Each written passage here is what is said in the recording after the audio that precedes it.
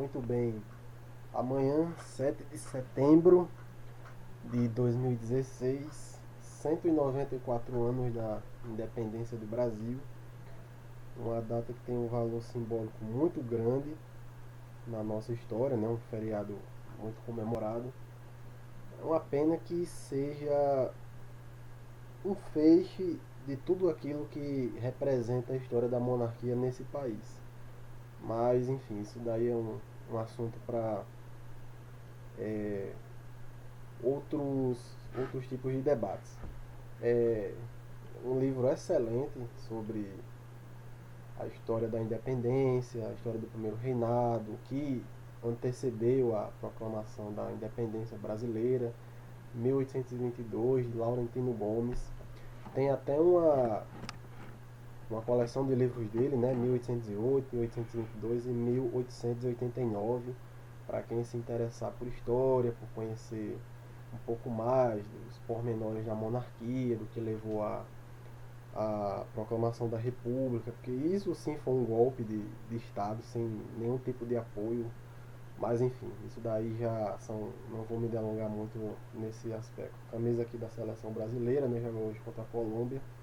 Mas enfim, é, o 7 de setembro representa um marco na história do nosso país, porque é, no aquela época do final do século XVIII, início do século XIX, foi marcada por muitas mudanças no cenário mundial. Né? Nós tivemos a Revolução Francesa, nós tivemos a Revolução Industrial, tivemos a independência dos Estados Unidos, e tudo isso foi impulsionado pelo Iluminismo, que foi um movimento de pensadores surgido aí na Europa, né, que teve inúmeros expoentes, né, Rousseau, Montesquieu, enfim, uma série de pensadores que colocavam em xeque todas as máximas que imperavam desde a Idade Média, não é?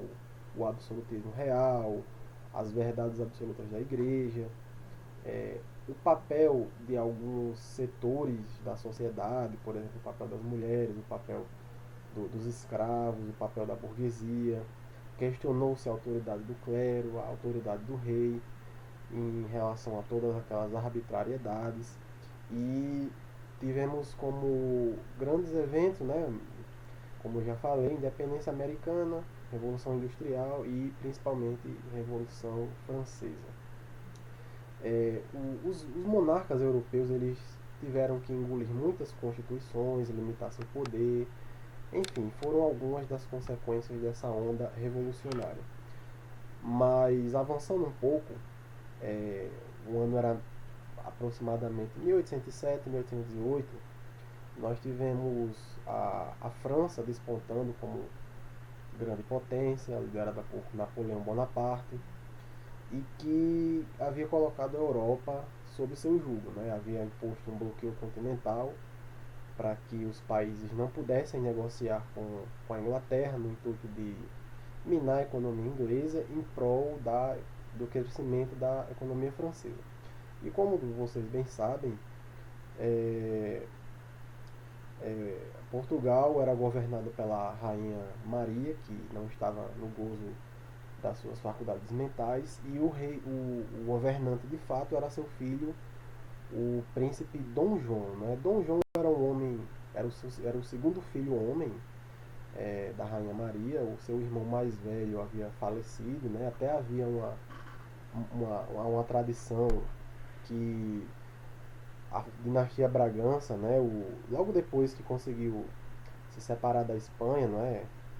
É, uma bruxa, enfim, um feiticeiro jogou uma praga para que todos os filhos varões da dinastia Bragança falecessem. Tudo porque o primeiro rei dessa dinastia havia se recusado a dar esmola, né, para um mendigo, não sei, e jogou essa praga aí e acabou que todos os varões da família da dinastia Bragança faleceram, e não foi diferente no caso de Dom João. Seu irmão mais velho faleceu e ele, uma pessoa que não tinha nenhum tipo de preparo, um homem que não gostava de decidir, acabou, né, sendo o príncipe herdeiro de Portugal e assumindo esse papel na época que sua mãe já não estava na plenitude de suas faculdades mentais. Bom, é, Dom João ele estava numa verdadeira sinuca de bico entre é, ceder às pressões francesas para não comercializar com a Inglaterra ou ceder às pressões da Inglaterra e não compactuar com a política de Napoleão.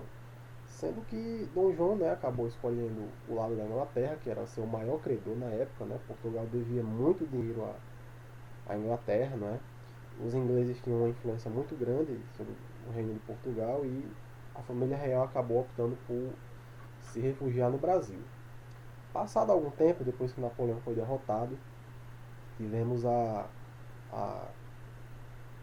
o tratado, houve a Convenção de Viena, né, em 1815, 1816, em que se optou por restaurar as antigas monarquias absolutistas na Inglaterra, né, uma onda contra-revolucionária, e Dom João estava no exílio, né, estava na colônia, não tinha voz no Portugal, não tinha o que barganhar naquele congresso, no Congresso de Viena, e ele acabou fazendo uma manobra, né, equiparando, promovendo o Brasil, que era uma colônia, para Reino Unido com Portugal.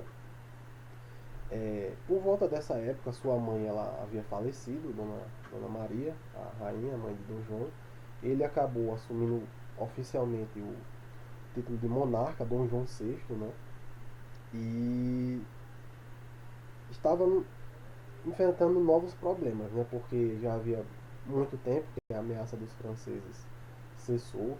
A Inglaterra, quem estava exercendo verdadeira autoridade sobre Portugal, a população lá estava abandonada, começaram a pressionar o rei para que ele voltasse.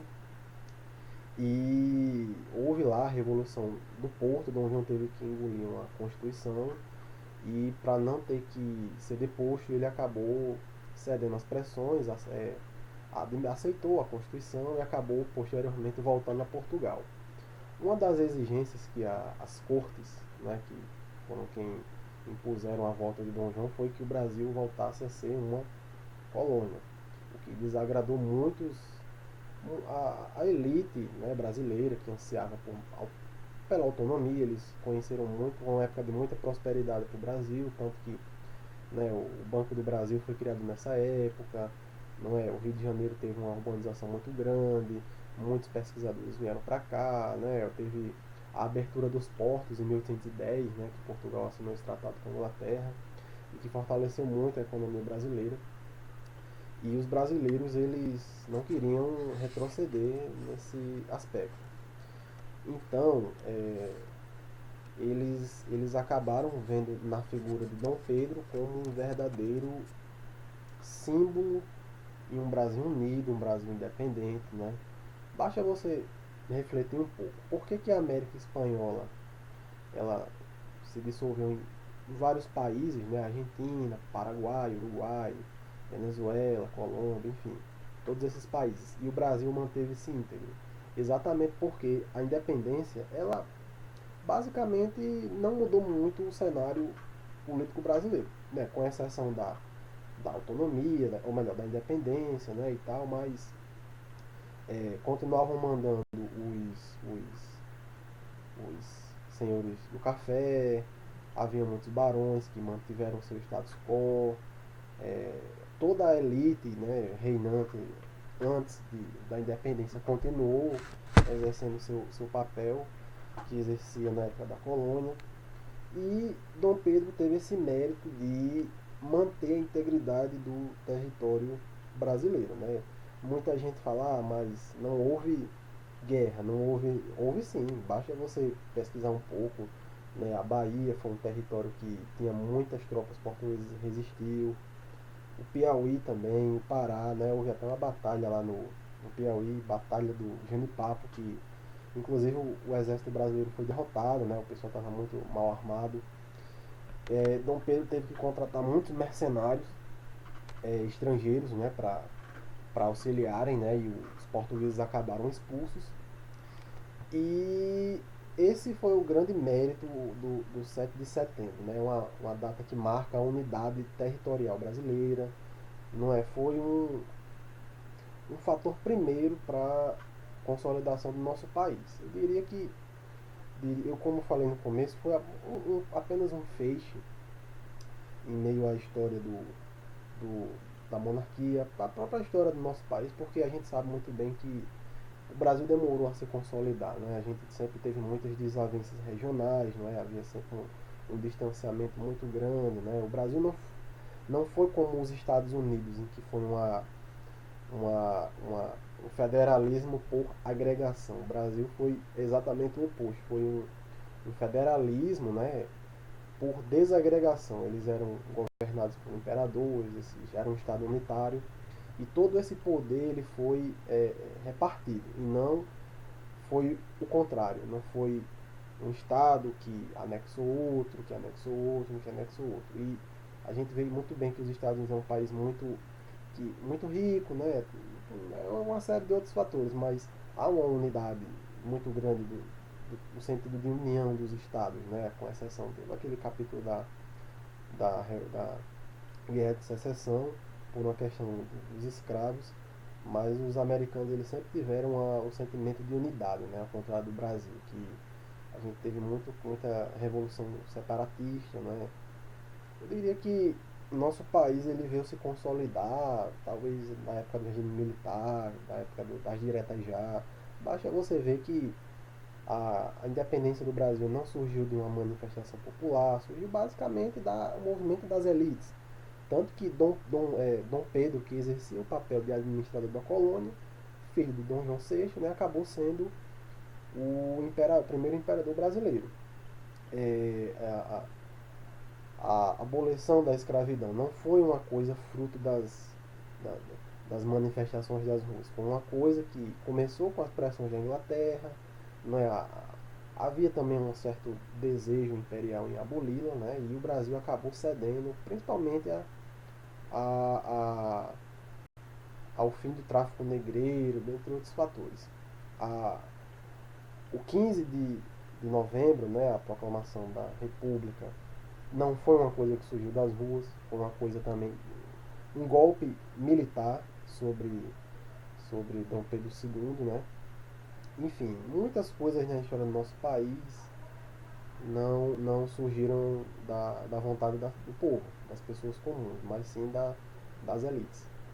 Então, eu diria para você que realmente é uma data muito simbólica para o brasileiro, que vocês reflitam um pouco sobre o nosso país, não é? Que a gente está enfrentando muitos problemas, né? E espero que esse vídeo aí tenha de alguma forma ajudado você a esclarecer um pouco mais, tá bom?